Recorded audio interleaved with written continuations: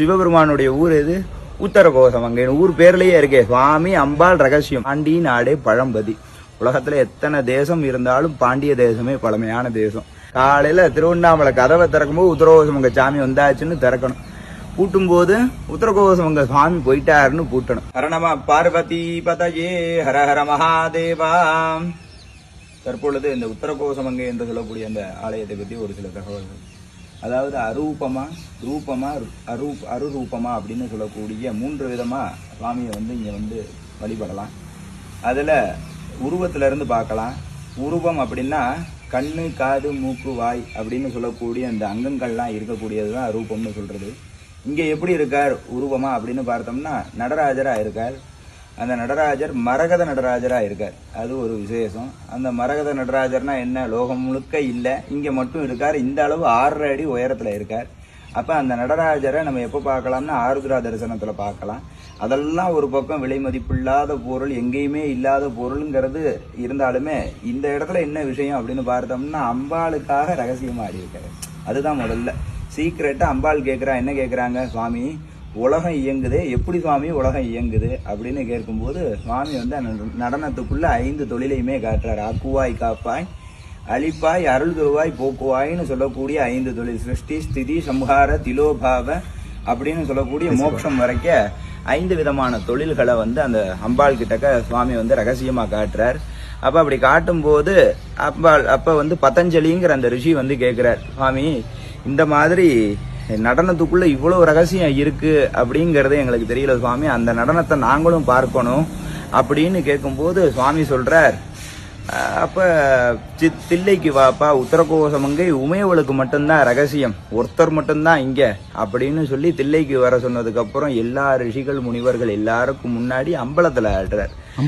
ஆமா ஆமா, அம்பலம்னா என்ன? எல்லாரும் பாக்குற மாதிரி பப்ளிக் டான்ஸ். இங்க சீக்ரெட் டான்ஸ். ஒருத்தர் பாக்குற மாதிரி இங்க ஆடினார், அங்க ஊரே பாக்குற மாதிரி, உலகமே பாக்குற மாதிரி ஆடினார். அதாவது திருவாச்சகத்துல ஒரு வார்த்தை சொல்லுவாங்க, தில்லையில் கூத்தனே தென் பாண்டி நாட்டானே. தில்லையில நடனமாடக்கூடியவன் யாரு? இந்த தென்பாண்டி நாட்டுக்காரன், தென்னாடுடைய சிவனே போற்றி அப்படின்னு சொல்லுவாங்க. அதாவது நடுநாடு, தொண்டை நாடு, கொங்கு நாடு, வடகரை, தென்கரை, நிறைய விதமான நாடு இருக்கு. தமிழகத்திலேயே 34 விதமான நாடு இருக்கு. இன்னைக்கு வட்டம் மாவட்டம்னு பிரிக்கிற மாதிரி அந்த காலத்துல நாடுன்னு ஒரு பகுதியை சொல்றது. அதுல இந்த நாட்டுக்கு பேர் என்ன நாடு? தென்னாடுன்னு பேரு. சிவபெருமானுடைய ஊர் எது? உத்தரகோசம். அங்கே ஊர் பேர்லயே இருக்கே சுவாமி அம்பாள் ரகசியம். உத்தர சுவாமி, மங்கை அம்பாள், கோஷ ரகசியம். அப்போ ஊர் பேர்ல யார் யார் இருக்கா? சிவன் பார்வதி ரகசியம்னு இருக்கு. கேட்கறதுக்கு நம்ம ஒரு வகையில புண்ணியம் பண்ணியிருக்கோம்னா வந்திருக்கோம் அப்படின்னா அவனுடைய அழைப்பு இல்லாம வர முடியாது.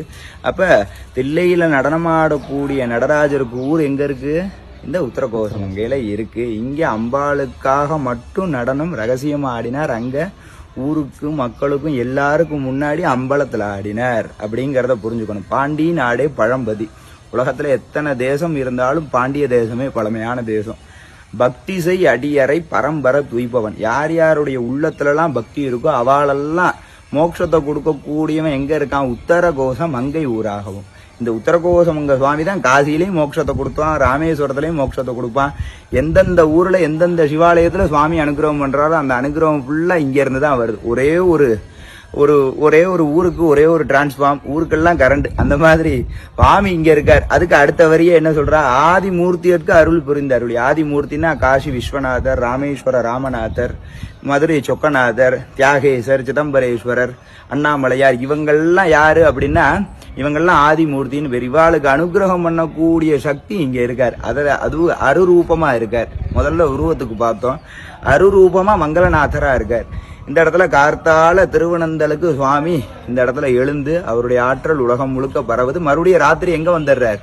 உத்தரகோசமங்கைக்கே வந்துடுறார். காலையில திருவண்ணாமலை கதவை திறக்கும்போது உத்தரகோசமங்க சாமி வந்தாச்சுன்னு திறக்கணும்.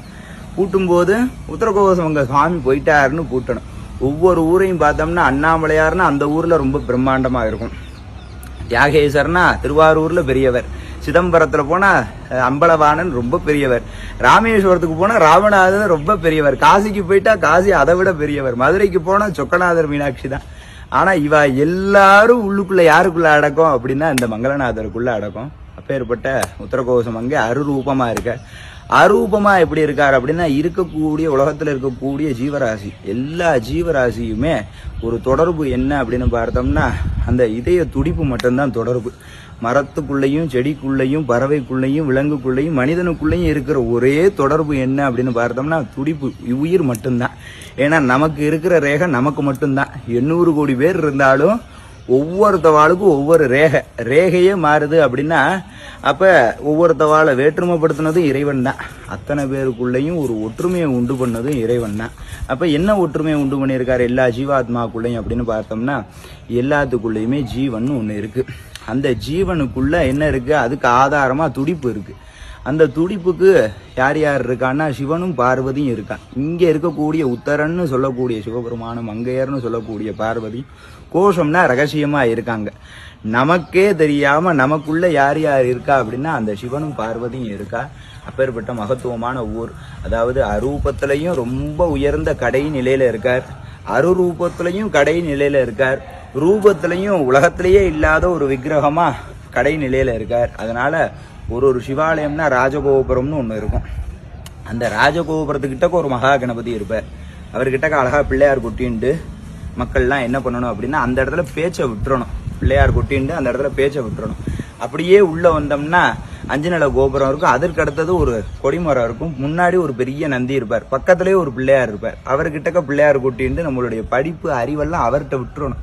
விட்டுட்டு பின்னாடி திரும்பினோம்னா நந்தீஸ்வரர் இருப்பார். அவர்கிட்ட குரு நமஸ்காரம் பண்ணிட்டு என்ன சொல்லணும், சுவாமியை பார்க்க வந்திருக்கேன்னு தான் சொல்லணும், கண்டதான் சொல்லப்படாது. அவர்கிட்ட சொல்லிட்டு அப்படியே வந்தோம்னா துவாரபாலகர் பக்கத்துல ஒரு பிள்ளையார் இருப்பார். பிள்ளையார் கொட்டிண்டு பிராணாயாமம் பண்ணிட்டு அலைபாயற மனசெல்லாம் அவர்கிட்ட விட்டுறணும். அப்படியே விட்டுட்டு வந்தோம்னா உள்ளுக்குள்ள சுவாமி சன்னதிக்கு முன்னாடி ஒரு பிள்ளையார் இருப்பார். அவர்கிட்டக்க பிள்ளையார் கொட்டிட்டு இந்த உடம்பையே விட்டுறணும். ஒவ்வொரு இடத்துலயும் ஒன்னொன்னு விட்டாச்சு. மிஞ்சறது என்னன்னா ஜீவாத்மான்னு பேர், அவருக்கு பேரு பரமாத்மான்னு பேர். ரெண்டும் பேசி பழகணும். ஏன், ஒரு நாள் இந்த உடம்பை விட்டு இந்த ஜீவாத்மா பிரிஞ்சிடும் சுவாமி, மறுபடியும் மறுபடியும் உடம்பையே என் ஆன்மா தேடப்படாது, எனக்கும் அழிவில்லை, இந்த ஜீவாத்மாவுக்கும் அழிவில்லை, பரமாத்மாவுக்கும் அழிவில்லை. ஆனா இந்த உடம்புக்கு என்ன இருக்கு, அழிவு உண்டு. அழிவை நோக்கி போறதை நோக்கி இந்த ஜீவாத்மா போயிடக்கூடாது. அப்படிங்கிறதுக்காக வாழும் போதே விட்டு பழகிட்டோம்னா ஒரு நாள் இந்த ஜீவாத்மா பிரிஞ்சதுன்னா பரமாத்மாவை தான் தேடுமே ஒழிய ஒரு உடம்பை தேடாது. அதனால ஒரு சிவாலயம்னா இதெல்லாம் விட்டுட்டு தான் போகணும். எல்லாத்தையும் விட்டுடணும். வாழும் போதே நம்ம அந்த பக்குவத்தை வளர்த்துக்கணும். அந்த பாடசாலையா 1000 சிவாலயம் தமிழ்நாட்டில் இருக்கு. அப்பேற்பட்ட ஆலயங்கள்ல மௌனமா இருக்கணும். ரொம்ப சுவாமிகிட்ட என்ன வேண்டிக்கணும்னா அந்த சிவ பேரு மட்டும்தான் வேண்டிக்கணும். சுவாமி ரொம்ப பெரியவர், என்ன அப்பேற்பட்டவர்ல இந்த உத்தரகோசம் ரொம்ப ரொம்ப பெரியவர். அதனால அவரெல்லாம் மனசுக்குள்ள நமக்குள்ளதான் இருக்கார். அந்த சிவத்தை நம்ம நன்னா பார்த்துட்டோம்னா இங்க இருக்கிற சிவன் நமக்கு நல்லாவே தெரியும். எல்லாரும் நல்லா இருக்கும்.